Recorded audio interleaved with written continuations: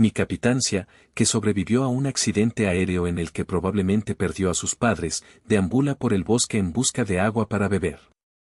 Su cuerpo, agotado y deshidratado, comienza a rendirse y la pérdida de conciencia se acerca. En ese momento, aparece un soldado de las fuerzas especiales, con un parche en el ojo, y le pregunta si desea vivir.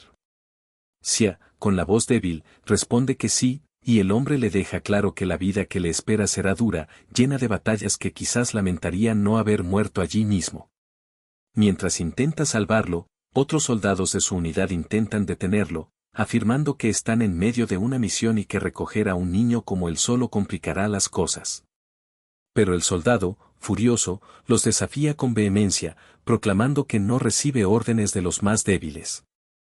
Así nació Gusu, el capitán, quien pronto se convirtió en la figura paterna adoptiva de Xia. De regreso en la base, Gusu le entrega una pistola y le explica que ahora es suyo y que debe aprender a vivir con ella. Le dice que en lo más profundo, sabe que aún le queda mucho por delante, que la muerte todavía está lejos para él. Tras alimentarlo con algo de comida y agua, Gusu le revela que, cuando termine de comer, será un guerrero. La noticia sorprende a Xia, pero no le asombra demasiado. Gusu planifica entrenar al niño de manera intensiva, con la intención de convertirlo en un soldado completo en solo 5 años. Gusu, un experto en combate y operaciones de guerrilla en todo el mundo, comienza a someter a Xia a rigurosos entrenamientos físicos y mentales. Le enseñó artes marciales y manejo de diversos armamentos, y antes de lo que él imaginaba, Xia empezó a demostrar una fuerza y habilidad incomparables. Tan fuerte se volvió, que sus compañeros dejaron de tratarlo como basura y comenzaron a respetarlo. Un día, durante un entrenamiento, Xia, con la ayuda de su mentor, abatió a un jabalí con un solo disparo de francotirador y lo llevó de regreso a la base. Los soldados, sorprendidos, no podían creer que aquel niño de solo 10 años hubiera logrado tal hazaña, y algunos susurraron que podría tener más talento que su propio capitán, famoso por poder disparar a un ojo de ciervo desde 1 kilómetro de distancia. 12 años después, en un campamento enemigo, se habla de la presencia de un mercenario peligroso llamado Carmesí. Según los rumores, es un francotirador maestro, capaz de acertar un ojo de mosquito a 2 kilómetros de distancia. La presencia de alguien así en su territorio les hace temer por sus vidas, ya que ven que están en grave riesgo. Uno de los reclutas, incrédulo ante esas historias, duda de la veracidad del rumor, pero de repente, una bala de francotirador, procedente de la nada, atraviesa su cráneo, causando pánico total en el campamento. Ellos, que creen estar en territorio propio, no comprenden cómo un enemigo logró infiltrarse con tanta facilidad. Enseguida, otra bala impacta y mata al general, causando caos y desorganización. Mientras tanto, en una azotea distante, se ve a Xia, también conocido como Carmesí, disfrutando del caos que ha generado. Durante su misión, recibió la orden de eliminar al general y causar la mayor destrucción posible en la base, a cambio de una recompensa de 50.000. Cuando decidió regresar para informar a su padre, una unidad enemiga cercana lo avistó y cargó de inmediato en su dirección. Sin pensarlo 2 veces, sacó su revólver para defenderse.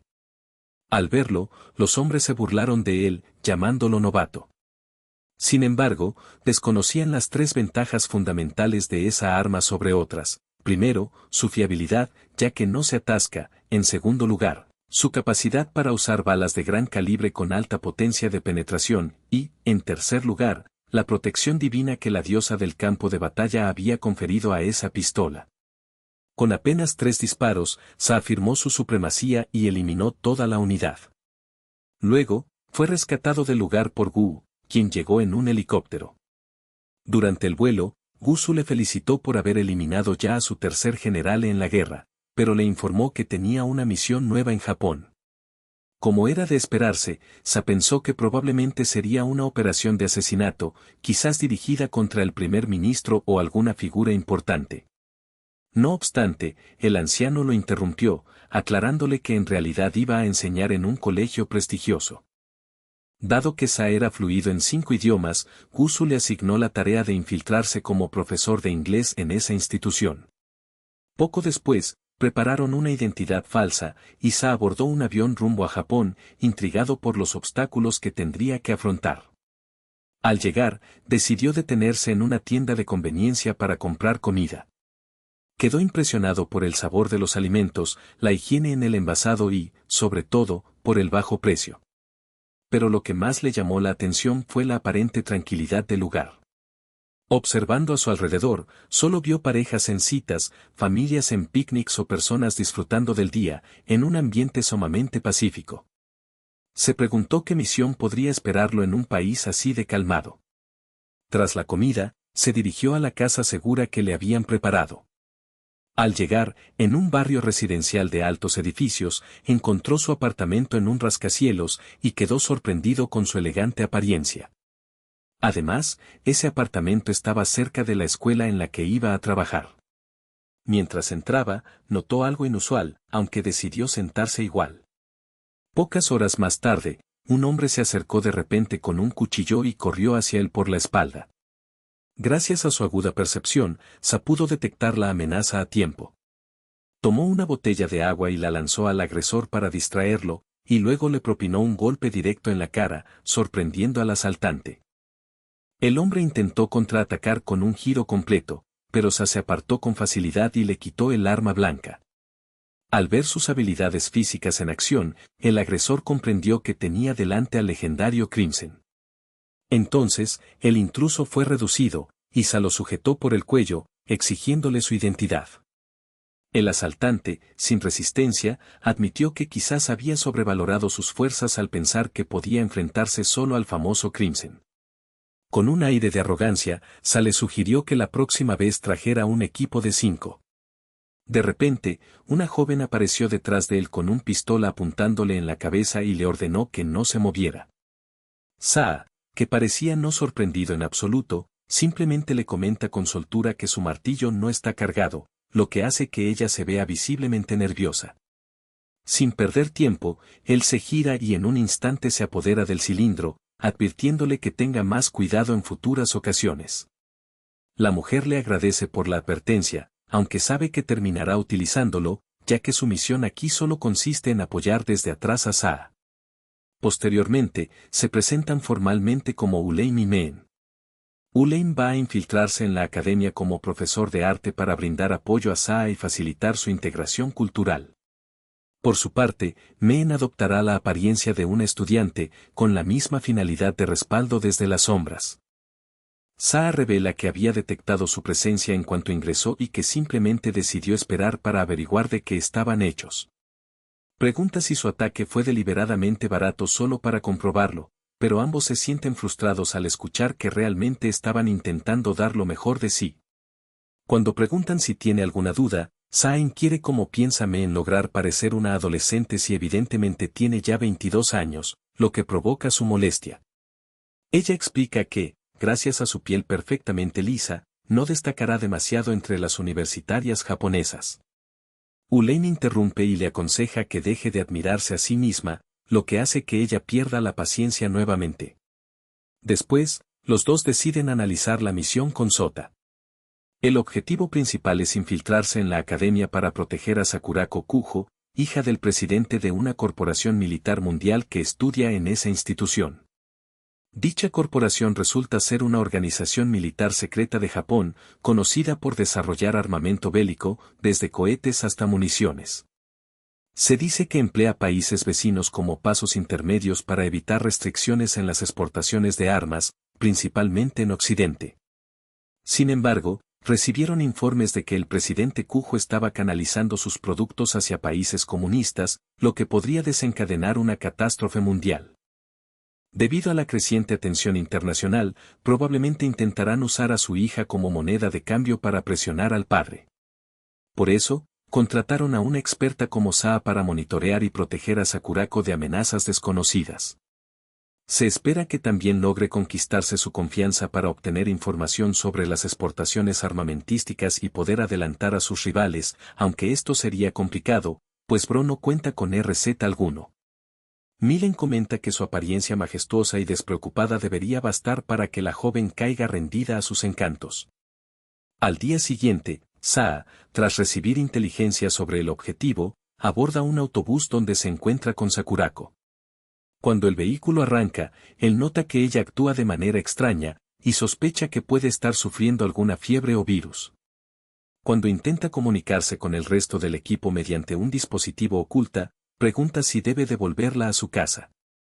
Sin embargo, le recuerdan que ni siquiera está en posición de hacer eso con una desconocida. Ulaine, quien vigilaba toda la situación con un dron de reconocimiento, comentó que en realidad, la fiebre de Sakurako era solo una forma de vergüenza. La joven, aparentemente, estaba siendo molestada por un hombre mucho mayor y pervertido que la acosaba por detrás en el autobús. Entonces, se comprendió que aquello también formaba parte de su deber de protección. Después de haber alejado un poco al agresor, quien había intentado llegar más lejos al tocarle los senos, este decidió que era momento de intensificar su acoso al manosear su pecho. En ese instante, se intervino, como el caballero que Sakurako anhelaba. Agarró el brazo del hombre y lo retorció hasta que estuvo al borde de la fractura, provocándole un grito de dolor. Luego, le reprendió duramente, y Sakurako le agradeció por acudir en su ayuda, a lo que él respondió con indiferencia. Le dijo que ella debía aprender a defenderse, porque en el campo de batalla no siempre habría alguien dispuesto a salvarla. Al oír su frase pedestre, Olin y Milen se preguntaron si alguna vez ya había hablado con una mujer. Poco después, el autobús hizo una breve parada, y el agresor, aprovechando la confusión, salió corriendo sobrepasando a todos. Sin querer dejarlo escapar, Sa lo siguió hasta alcanzarlo en un callejón desierto. Al notar que no podía huir más, el hombre sacó una pistola paralizante y amenazó a Sa si intentaba acercársele. Para su sorpresa, Sa fue más rápido, le atrapó la mano antes de que pudiera accionarla y lo tumbó al suelo en menos de un segundo. Luego, le indicó a Ulaine que llamara a la policía. Olin mostró resistencia ante la idea, pues se suponía que debían mantener el perfil bajo, pero cuando Shoute le recordó que era un asesino, aceptó sin más. Tras resolver aquella situación, se llegó a la escuela y se dio cuenta de cuánto había pasado el tiempo. Como se retrasó mucho por la policía y la entrega del agresor, no pudo hacer más. Ulaine le indicó que fuera directo a la oficina del director, pero quedó sorprendido al descubrir que Xian no sabía que era un director. Como fue criado por guerrilleros sudamericanos, nunca asistió a una escuela formal. Sin embargo, Milen, que ya estaba en su clase, explicó mediante su propio dispositivo de comunicación que un director es algo así como un coronel en el ámbito escolar. Al escuchar esto, Sa comprendió la importancia de esa figura. Rápidamente, se dirigió a la oficina para presentarse formalmente. Al llegar, la impresión fue distinta, el director, en apariencia, no parecía nada parecido a un coronel. Sin embargo, le dio una cálida bienvenida y comentó lo bien que se veía. Mientras se intentaba entender en qué especialidad destacaba el director, este último metió la mano en uno de sus bolsillos del pecho. Xia, por precaución, sacó también su arma, temiendo una trampa, pero Olin y Milen lo detuvieron en el acto. De su bolsillo, el director extrajo una tarjeta de visita japonesa, que le entregó. Xia la aceptó con entusiasmo, y el director se presentó oficialmente. También él explicó que llegó tarde y se disculpó, pero la figura escolar no pareció inquietarle. Saa quedó sorprendido por la benevolencia del anciano, ya que en el ejército, una falta tan grave hubiera conducido a un consejo de guerra. El anciano le explicó que había recibido un informe policial sobre la situación que él había manejado, por lo que lo felicitó por su valiente acción. Luego, le encomendó ser asistente del profesor principal de la clase 2B, en la que cursan Sakurako y Milen. Mientras se retiraba de la oficina, Saa sin querer se refirió al director como coronel, acto que sorprendió profundamente al anciano. En el camino hacia el aula, Olimain tuvo que confirmar que la única arma de Saa era su revólver. Cuando finalmente llegó a la entrada, Main le indicó que entrara y que actuara como un profesor. Souta abrió la puerta y se preparó para enfrentarse a un reto nunca antes enfrentado, los estudiantes. Al ingresar, captó la atención de todos por varias razones. Las chicas lo admiraban por su presencia y atractivo, mientras que los chicos mostraban evidente desilusión al descubrir que el profesor era un hombre. Las jóvenes comenzaron a bombardearlo con preguntas, desde su comida favorita hasta el tipo de mujeres con las que salía. Maine esperaba que Saa fuera popular, pero no imaginaba tal nivel de atención. Afortunadamente, entre las chicas que se habían quedado prendadas de él, se encontraba Sakurako, justo la que era su objetivo. Al enterarse, Maine le indicó discretamente que debía aprovechar esa situación. Sin embargo, antes que nada, Saa tuvo que presentarse a los alumnos. Con una voz tranquila, se presentó como su asistente del aula y nuevo profesor de inglés, además de mencionar que hablaba 5 idiomas diferentes y que quienes quisieran aprender podían acudir a él en el recreo. Como era de esperarse, las chicas quedaron encantadas, expresando claramente su admiración. Mientras tanto, un alumno enamorado de Sakurako observaba celoso cómo ella se sonrojaba ante el nuevo y apuesto maestro. La profesora principal pareció también impresionada con sus capacidades. Cuando le preguntó cuáles eran sus pasatiempos, Saa pensó en deslizar la idea de la esgrima, pero decidió no decirlo. En cambio, afirmó que su principal afición era el entrenamiento con pesas, lo que aumentó aún más el interés de sus estudiantes. Sin embargo, un alumno varón, que en secreto estaba enamorado de Sakurako, ardía en celos y odio. Había contado a sus compañeros que su pasatiempo era el levantamiento de pesas, pero solo se rieron de él. Al ver que la reacción del resto era diferente con respecto a Saa, su paciencia se agotó. Tomó una hoja grande y, con gran fuerza, la lanzó hacia el profesor, dispuesto a rebajar su presencia. Para su sorpresa, Saa, que ya se había dado la vuelta, atrapó la hoja justo antes de que golpeara su nuca y, con calma, la arrojó a la basura, causando que las chicas reaccionaran con aún más entusiasmo. Durante el descanso, las chicas dispersaron por la escuela en busca de Saa, pero parecía imposible localizarlo en ningún rincón. Como los demás alumnos, Sakurako también deseaba hablar con él, aunque en asuntos más personales. Al enterarse Milen de esto, contactó a Ulfheim para saber si tenía vigilancia sobre Saa, ya que ella también no lograba hallarlo. Tras una búsqueda infructuosa, Olin logró encontrarlo, aunque en un estado bastante deteriorado. Sin perder tiempo, alertó a Meen, y ambos se dirigieron rápidamente al lugar para averiguar qué ocurría. Mientras tanto, detrás de uno de los edificios, Saa se encontró con un alumno que lo había invitado a salir para tratar temas relacionados con Sakurako.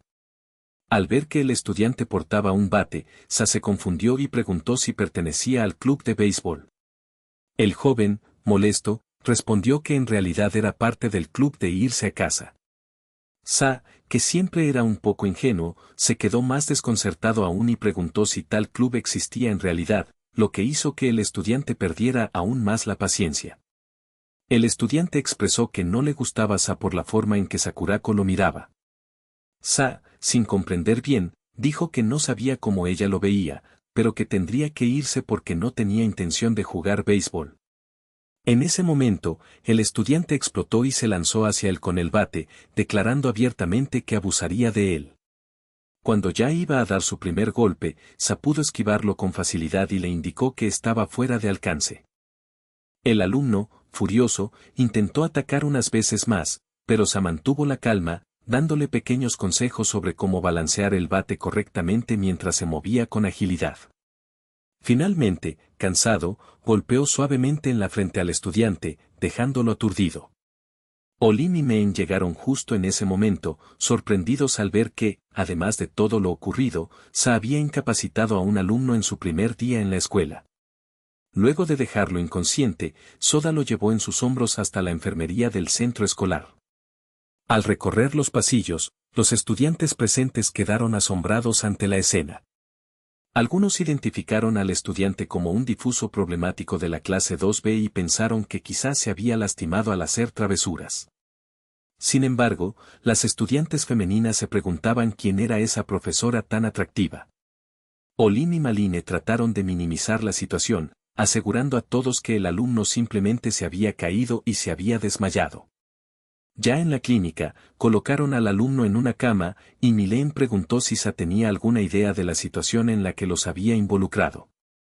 Saa respondió que era algo similar a la vez en que intentó enfrentarse a su propio padre y terminó recibiendo una buena paliza, lo que evidenció cuánto había avanzado Sa en su peligrosa existencia.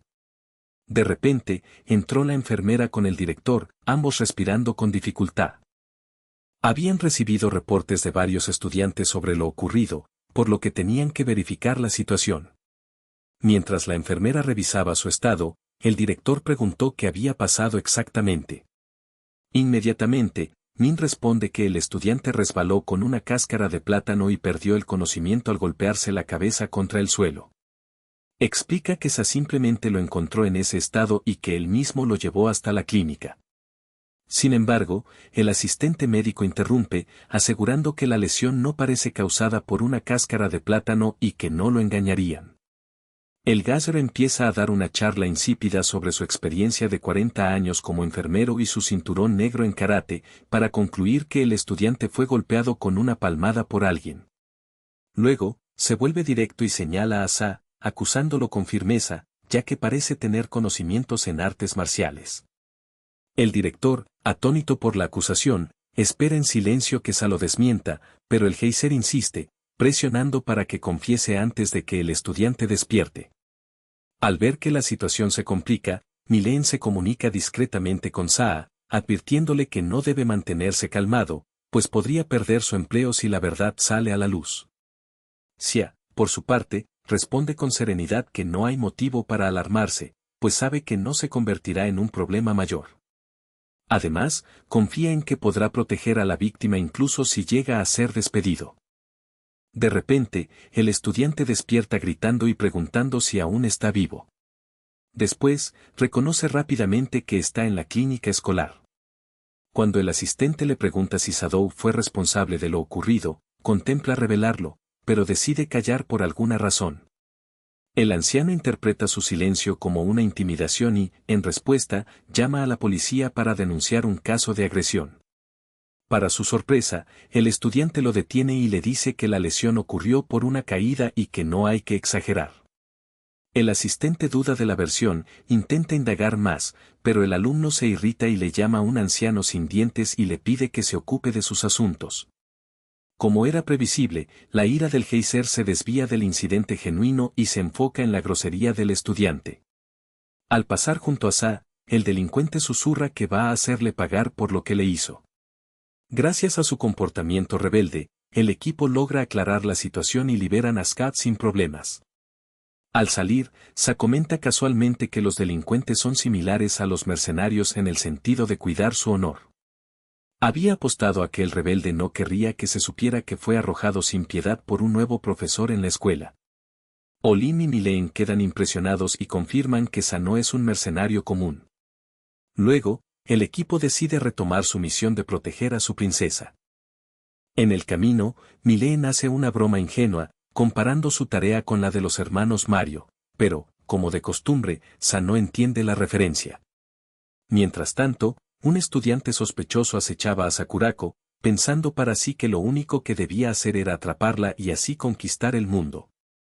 El equipo, en busca de ella, la encontró en el vestuario de la escuela, ajustándose los zapatos frente a los lockers, por lo que entendieron que se disponía a regresar a casa. Sin embargo, Ulein expresó su inquietud respecto a la peculiar costumbre japonesa de cambiarse de calzado, a pesar de que la escuela cuenta con personal de limpieza. Pero Meen lo reprochó, llamándolo ignorante, y ambos comenzaron a discutir, lanzándose insultos. Mientras Sakurako salía, se anotó algo extraño y ordenó a Olin y Mail que se detuvieran. Luego apuntó que, aunque los demás alumnos se estaban marchando, un estudiante permanecía inmóvil en el vestuario, justo detrás del armario de zapatos de Sakurako. En ese momento, el estudiante optó por colocar un agujero en el interior del armario para tomar fotos de Sakurako sin que nadie sospechara. Cuando se intentó llamarlo, él empezó a oler sus zapatos de interior como si fuera una urgencia. Aunque Sakurako todavía mostraba dudas, Olin y Mail comprendieron la situación y le pidieron que lo dejaran en paz, explicando que el joven era un simple pervertido, conocido en Japón como un hentai. A pesar de que el término se ha hecho universalmente comprensible, Xiaoa todavía no conocía su significado. Mientras el extraño estudiante olía los zapatos, se imaginaba en una escena de fetiche, con Sakurako como dominatriz y él como su esclavo. Olim aclaró que existen personas con la mente distorsionada que roban objetos ajenos para sus fantasías, sin intentar comunicarse con las víctimas. Sin embargo, Xia se negó a aceptar la existencia de alguien tan extraño y creía que ese niño tenía un motivo oculto. Decidió que debía interrogarlo personalmente. Antes de partir, Milene se preguntó si Xia estaría bien, pero Olim le pidió que lo dejara actuar, pues era una experiencia necesaria para entender el mundo. Luego, le indicó que siguiera a Sakurako para hacerla amiga y facilitar la tarea. Men se alejó, dejando a Uleim encargarse de Xia para que la situación no fuera mayor. Mientras tanto, el estudiante caminaba a casa, mirando las fotos que tomó de Sakurako, cuando Xia lo abordó disfrazado y le puso una bolsa de plástico en la cabeza. Le ordenó cooperar para poder salir con vida. El joven aceptó, y Xia lo llevó a un almacén abandonado, donde lo ató a una silla. Allí lo interrogó con dureza, preguntándole qué organización lo había contratado, mientras amenazaba con un trozo de vidrio roto. El niño parecía estar completamente desconcertado, así que Xia le mencionó varias organizaciones famosas, preguntándole a cuál pertenecía.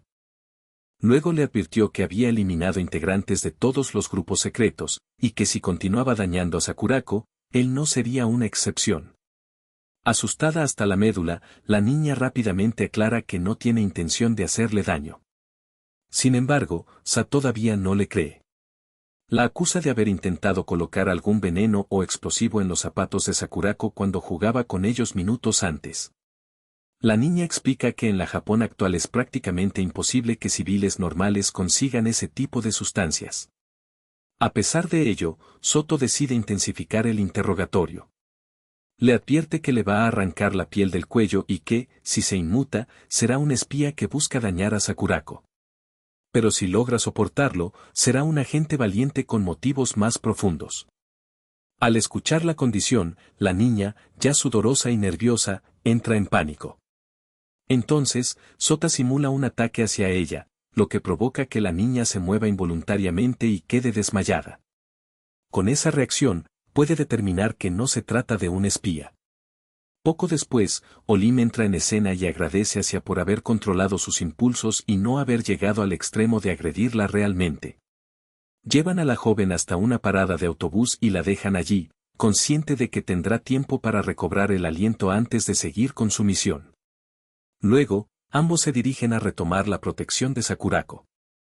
Mientras tanto, Men alcanza a Sakurako y finge dirigirse hacia ella, pero sin que ninguna de las dos sepa que en la sombra, un francotirador profesional espera la orden para disparar.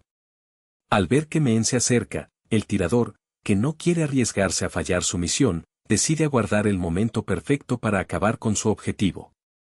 Por otra parte, Molen, que no está al tanto de la tensión, charla con Sakurako sobre maquillaje y otras cosas cotidianas. Ella se presenta como extranjera, actualmente estudiando en Japón. Al escuchar que en las escuelas japonesas no permiten maquillaje, Men se enfurece y critica duramente el sistema educativo, reclamando que en otros países los estudiantes pueden vestirse y comportarse como desean, incluso fumar. La joven está alucinada por la libertad que otros adolescentes disfrutan en diferentes naciones. De repente, sin querer, Sakurako se acerca demasiado al borde de la acera, pierde el equilibrio y casi cae justo frente a un vehículo que se acerca a gran velocidad. Por fortuna, Olim aparece justo a tiempo y la rescata. Como resultado, él termina empapado por el charco que el coche proyectó, pero no le importa mientras Sakurako esté sana y salva. Ella, sorprendida y agradecida, le pide disculpas por haberle manchado la ropa. Olim le guiña un ojo y le bromea llamándola princesa, a punto de arruinar sus ropas. Sakurako protesta que no es ninguna princesa, pero Olim insiste en que todas las mujeres lo son, según la creación divina durante los 7 días del Génesis. Mientras la toma de la mano con intención de besarla, Men, que observaba la escena con celos, interviene de inmediato y le da un golpe que lo deja aturdido, como Chun-Li en Street Fighter.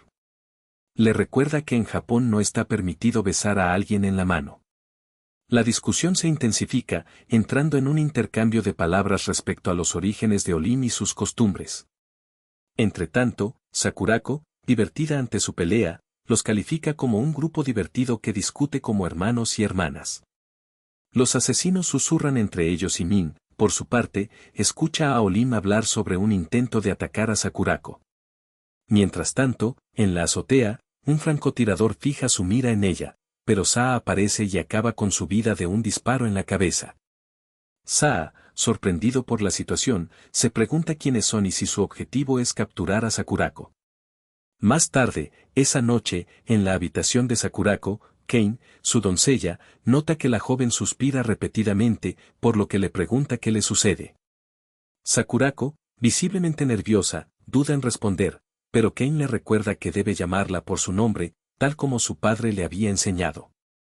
Tras un momento de vacilación, la joven cumple con la orden y Kane, tras una breve reprimenda, finalmente se tranquiliza.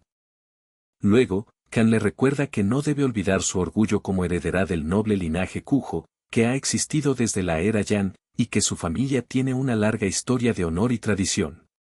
Tras su reprimenda, Sakurako pregunta si Kane alguna vez ha estado enamorada. Kai tarda en entender la pregunta, pero cuando capta el significado, empieza a hablar sobre cómo la pertenencia a la familia Kujo afecta las relaciones personales.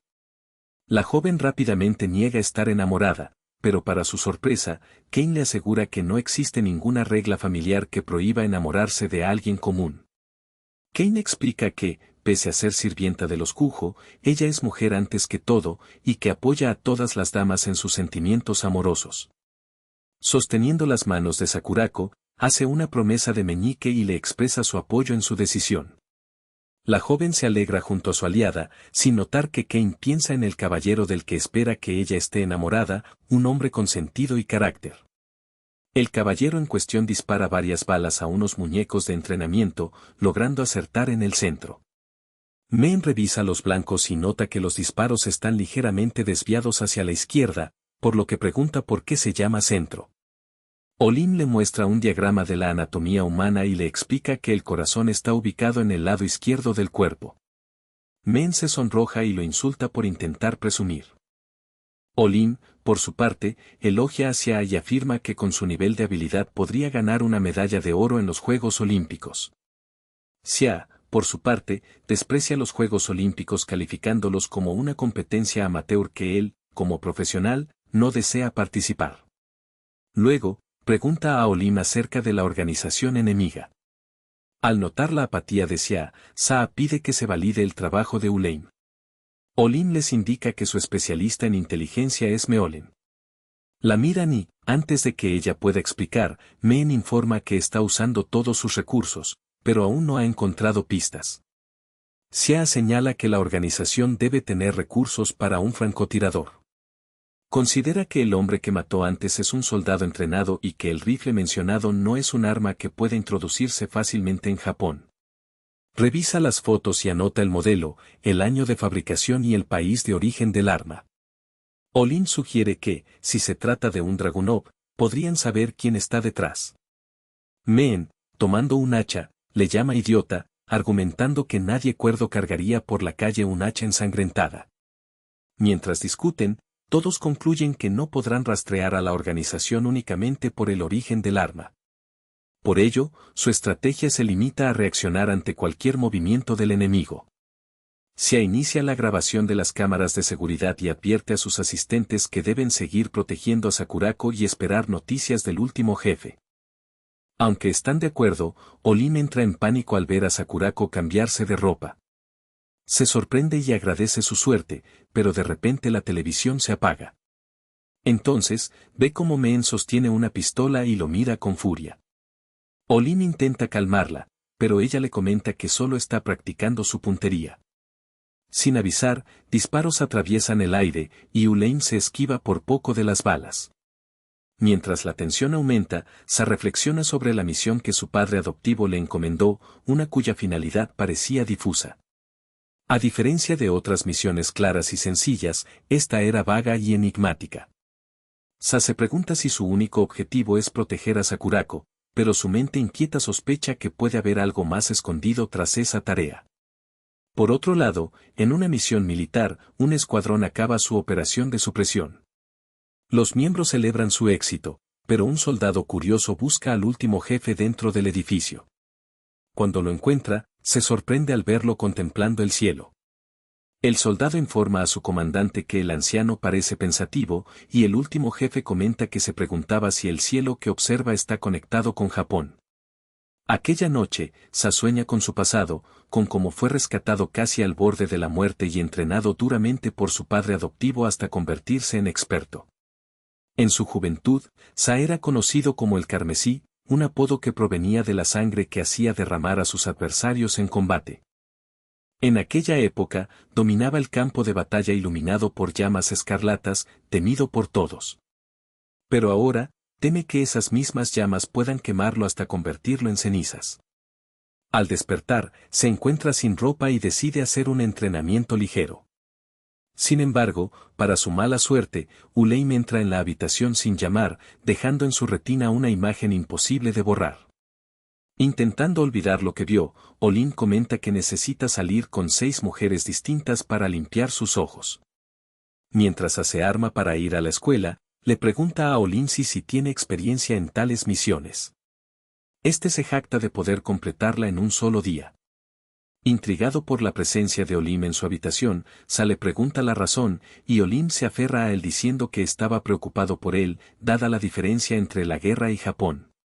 Luego lo invita a desayunar antes de ir al colegio.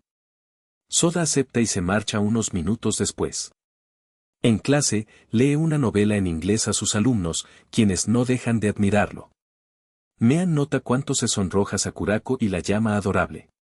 Mientras tanto, uno de los chicos, llamado Hideki, se molesta al ver que las chicas están encantadas con Sa, y siente celos por la atención que recibe. Desea ser popular, aunque en realidad lo que le importa no son sus apariencias, sino la pureza de su carácter. Por coincidencia, Fuse lanza miradas llenas de desprecio hacia el profesor, mientras Sakurako lo observa con admiración.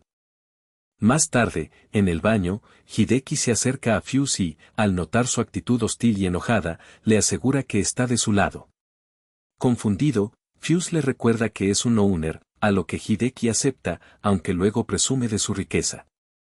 Fuse confirma que Hideki posee dinero, y este le comenta que, si unen fuerzas, podría pagar a los mafia para que acosen a Sa y que Fuse los convoque para que lo golpeen. Fuse lo medita unos segundos y acepta la propuesta de inmediato. Firmando un pacto, se estrechan las manos y se convierten en socios.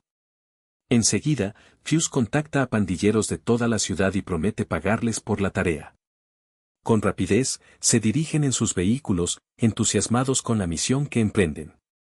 A la mañana siguiente, Sakurako baja del autobús y camina hacia la escuela, admirable por su belleza, mientras los estudiantes la admiran. En un autobús cercano, Olim y Men vigilan a Sakurako con un dron. Allí, Olim elogia su belleza, y Men, aunque con ciertos celos, reconoce que ella está por encima de ella. Sin embargo, su inseguridad es engañosa, pues su gramática le da falsas esperanzas de competir en belleza.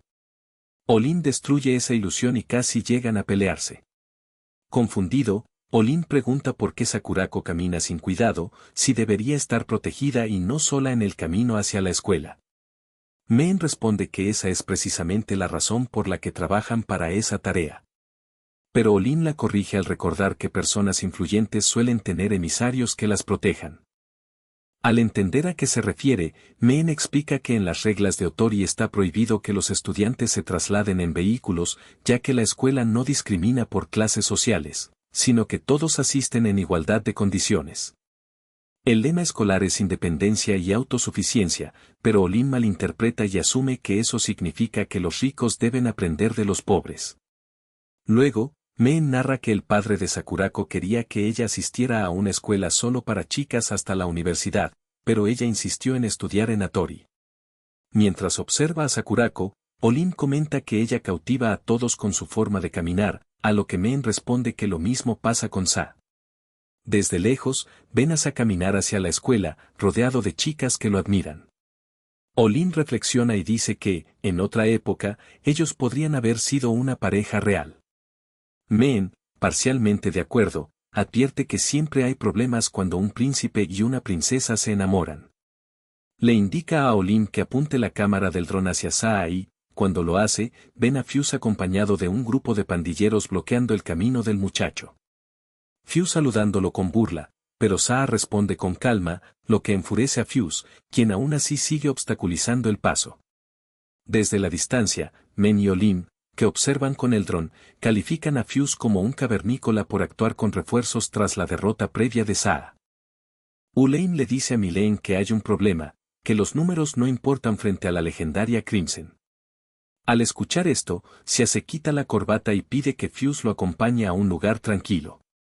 Fuse acepta sin dudar y ambos caminan hacia la orilla del río. Allí, Fuse, con una actitud desafiante, afirma que su grupo supera en 20-1 a Saa.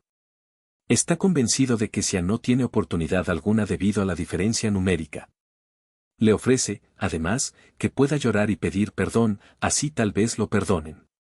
Para su sorpresa, Saa les devuelve la misma condición y, además, les recuerda que preferiría que no lucharan, pues es su maestro. Ellos se mofan de su ingenuidad y concluyen que Saa no sabe contar. Sin perder tiempo, Fuse ordena a los rebeldes que ataques a Saa.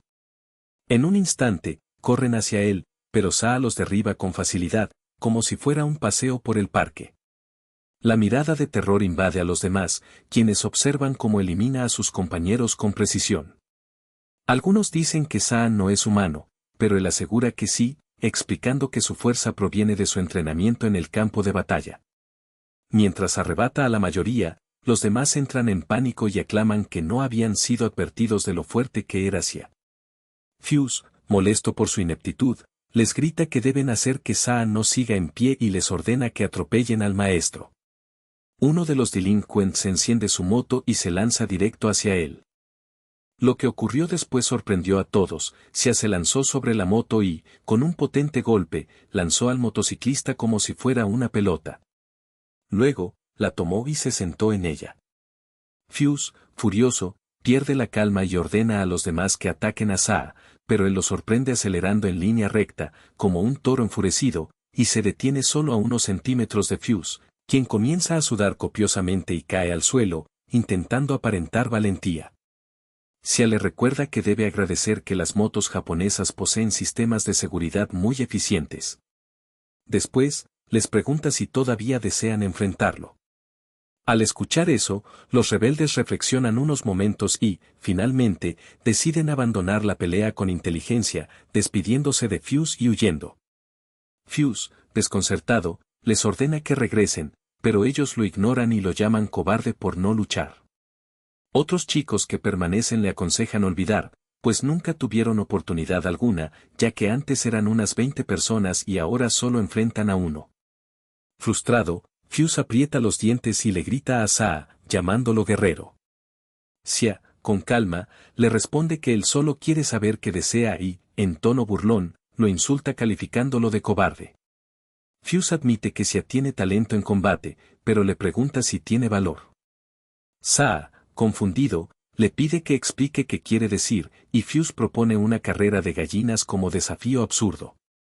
Se sube a otra moto para competir con Saa. El reto consiste en que quien frene primero antes de llegar a la pared, pierde. Men, al ver la insensatez del juego, se enoja y pide a Olin que la conecte con Saa.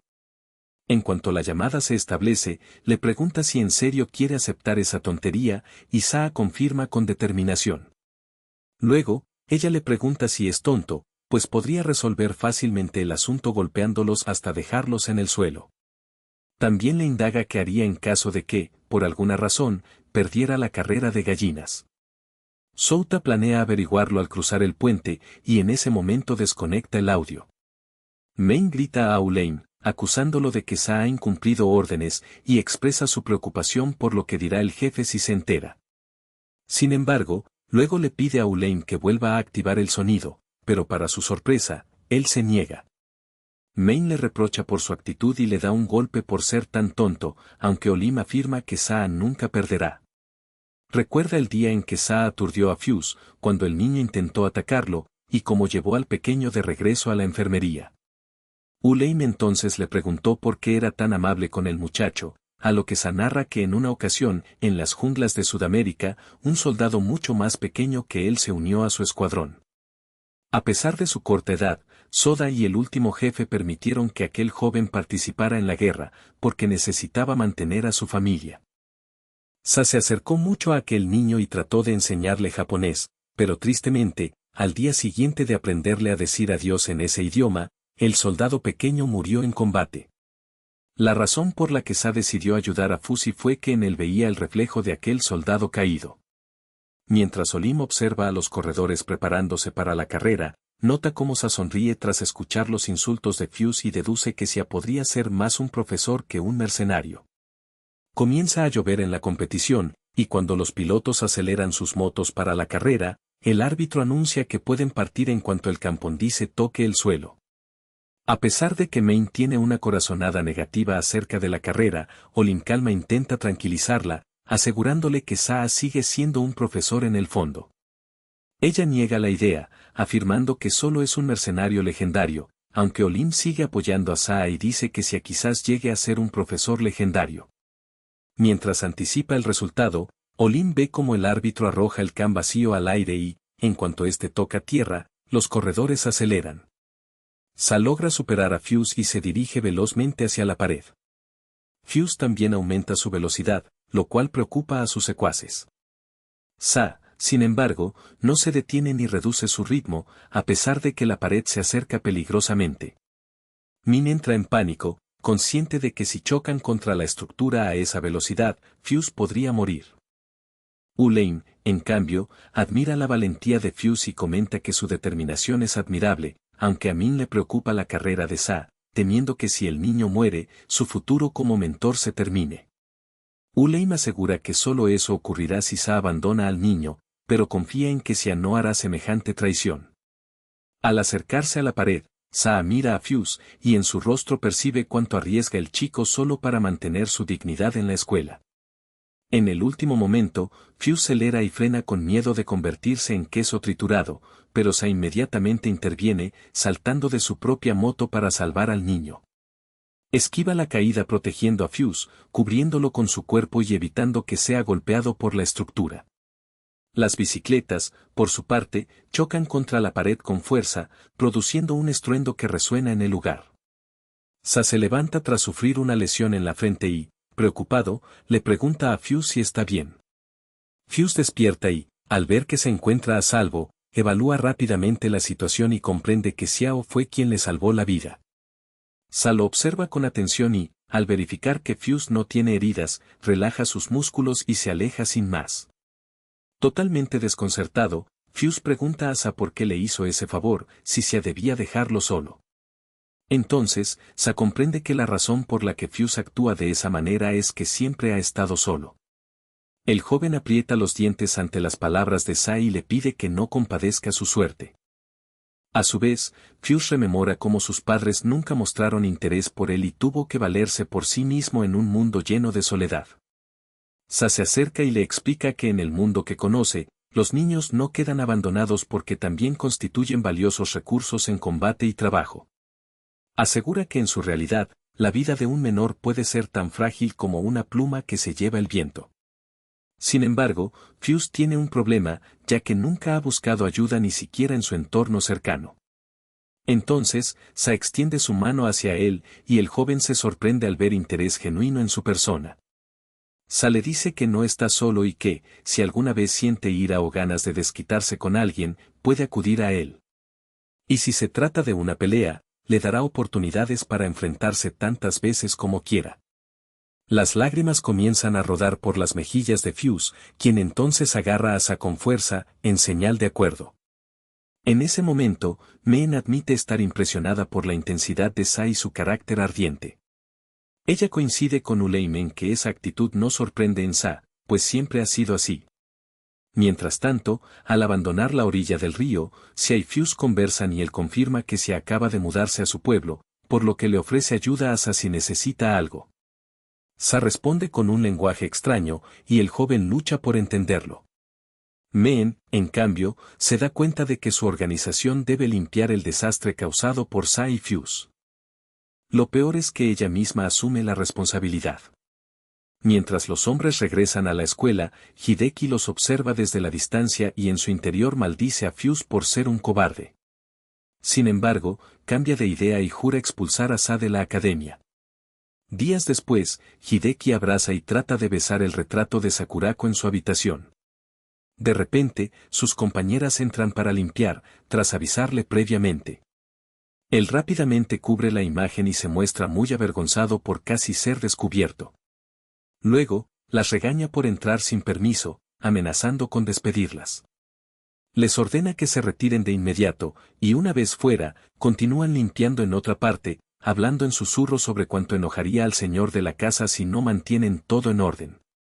Una de las sirvientas le asegura que no hay de qué preocuparse, pues el joven siempre está ocupado con su trabajo y apenas vuelve a casa. Cuando lo hace, suele dirigirse directamente a la villa en Izu, donde cuida con especial cariño su florero favorito. Tal como ellas han mencionado, el padre de Hideki admira actualmente esa pieza, a la que llama Kakimon, considerándola un tesoro nacional. Mientras tanto, las sirvientas estaban cansadas de la actitud de Hideki, quien hacía lo que quería sin límites, porque su vida estaba demasiado sobrada de dinero. Incluso ordenaba comida cuando ellas podrían haberle preparado algo en su lugar. Molestas por sus constantes quejas, lo calificaban como una persona insignificante que no debería decidir cómo gastar su mesada. Él, a su vez, las miraba con desprecio, llamándolas inferiores y asegurando que no tenían derecho a decirle cómo administrar su dinero. Ellas juraron mantener la distancia y garantizar que sus hijos no terminasen como él, arrogante y consentido. Una semana después, Sakurako tocaba el piano en clase de música y fue defendida con apoteósicos aplausos por sus compañeros. Ulein y Meen revisaron que no hubiese ningún problema en ella, como siempre, y comentaron que desde el incidente del francotirador todo había sido tranquilo y sin novedades en la escuela. Junto a ello, Meen preguntó a Ulein qué había hecho Sa desde la mañana, puesto que no lo había visto en horas. Ulein le informó que Sa estaba siendo reprendido por el director, Tasaki. Al escuchar eso, Meen abandonó el aula de música mientras pensaba en la autoridad del director y cómo éste había llamado a Sa. En la oficina del director, Tasaki le explicó a Sa que había un asunto delicado que atender. Sa, como siempre, actuaba con autoridad, casi como si fuera un soldado. Preguntó qué había hecho, y Tasaki le mostró fotografías donde se le veía agrediendo a unos delincuentes junto al río. Sa, sin inmutarse, afirmó que solo eran fotos de una actividad extracurricular del día anterior y no vio problema alguno. El director le advirtió que esas imágenes habían sido difundidas entre la Asociación de Padres y Maestros, la PTA, algo que Sa confundió con la OTAN, creyendo que era la versión asiática. Tasaki entonces le explicó que la PTA era la actual Asociación de Docentes y Padres, y no una organización militar, como él pensaba. Sa, aún sin entender del todo, se relajó. Sin embargo, el director le indicó que no debía subestimar esa organización, pues actualmente tenía más poder incluso que la autoridad escolar. Esa noticia golpeó a Sa como un disparo, pues el mismo director, a quien idolatraba como a un coronel, ahora reconocía que estaban powerless frente a la PTA. El director le informó sobre la presidenta, la señora Ushima, esposa de un diputado provincial, y el poder que ésta tenía en la comunidad. Al entonces, Sa relató a Tasaki que, basándose en un sistema democrático, la PTA representaba la mayor autoridad. Pero Tasaki le mostró una misteriosa carta que circulaba amenazándole con su despido, a menos que entregara un video que probaba sus enfrentamientos con estudiantes, con la advertencia de que esa grabación sería difundida en Internet. Consciente de que su misión podía estar en riesgo, Sa decidió investigar. Pensaba que Fuse no podría haber delatado a la PTA, por lo que sospechaba que había una tercera persona que ayudó a Fuse a reagrupar al grupo en aquel momento. Sa sospechaba de esa tercera persona y aseguró al director que aclararía la situación. Después de la reunión, se encontró con sus compañeros y les compartió la información. Para entonces, Sakurako ya había marchado a su casa para sus clases. Poco después, la señora Ushima distribuyó documentos en los que se veía a Sa golpeando a estudiantes, borrando sus ojos en las fotos como si eso fuera suficiente para contrarrestar las acusaciones. Ulein, intrigado, preguntó qué planes tenía Sa para resolver el problema, notando su actitud relajada. Meen, en cambio, tenía dudas y le pidió que le explicara qué estrategia planeaba contra la PTA. Confundido, Saa atribuyó la organización a una variante académica de la OTAN, pero sus compañeros comprendieron entonces que él desconocía qué era exactamente la PTA, lo que subrayaba su ingenuidad. Olin le explica que la PTA es un órgano encargado de supervisar el orden en la escuela. Al escuchar esto, Saa se relaja y asegura que no hay problema, ya que él está del lado que mantiene el orden. Olin le pide que aclare qué quiere decir exactamente. Saa responde que simplemente ofrece orientación educativa a los estudiantes. Sin embargo, Meen no está completamente de acuerdo y le recuerda que hubo muchas lesiones durante esos incidentes. Le comenta que esto no es el drama de un profesor apasionado, y que los tiempos en que eso era común ya quedaron atrás. Olim entonces le dice que su única tarea es crear una era en la que esas cosas no sucedan. La conversación continúa entre ellos hasta que Ulain pregunta si han obtenido información sobre quién está detrás de todo el asunto. Meen sonríe con malicia y afirma que ha identificado al culpable, mostrándoles fotografías de Hideki Magi, un joven adinerado que planificó toda la intriga y grabó todo para atrapar a Saa. Ulain investiga el motivo de Hideki, y Meen explica que el joven está enamorado de Sakurako, por lo que debe odiar a Xiaoa, quien tiene gran popularidad entre las chicas. Olin reflexiona sobre lo complicado que resulta enfrentarse a Hideki, ya que no puede tratarlo como a otros delincuentes, pues este guardará rencor y se vengará si lo intenta. Min también coincide en que deben resolver el caso, pero puntualiza que no pueden dejar pasar más tiempo. Para su sorpresa, Saa, que hasta entonces había estado leyendo en silencio un informe, cierra el libro y asegura que puede solucionar el problema en 1 o 2 días. Curiosos, le piden detalles y él les explica su plan. Esa misma noche, Hideki confronta a Fuse por no haber logrado alejar a Saa, a pesar de haberle pagado una buena suma. Se enoja con Fuse por fingir lealtad a la maestra, pero Fuse le responde que Saa no es una mala persona. Al escuchar estas palabras, Hideki se enfurece, y le ordena a Fuse que deje de soportar esas tonterías, recordándole que no están en una telenovela. Luego le muestra un artículo que escribió y le advierte que solo es cuestión de tiempo para que despidan a Xiaoa. Fuse mira el artículo, y después le dice que no vale la pena discutir con él. Le da una palmada en el hombro y, mientras se va, le expresa que espera que algún día cambie y, si eso sucede, puedan ir juntos a la sala de juegos. Hideki, enojado, pisa fuerte y llama cobarde a Fuse por retirarse. Lo acusa de buscar solo su dinero. Quedándose solo, Hideki reflexiona que todos parecen bailar al ritmo de su buena apariencia y decide hacer que la maestra sufra las consecuencias. Más tarde, esa noche, los 3 agentes recorren la ciudad disfrazados y tienen a Hideki, quien está llorando, atado y silenciado.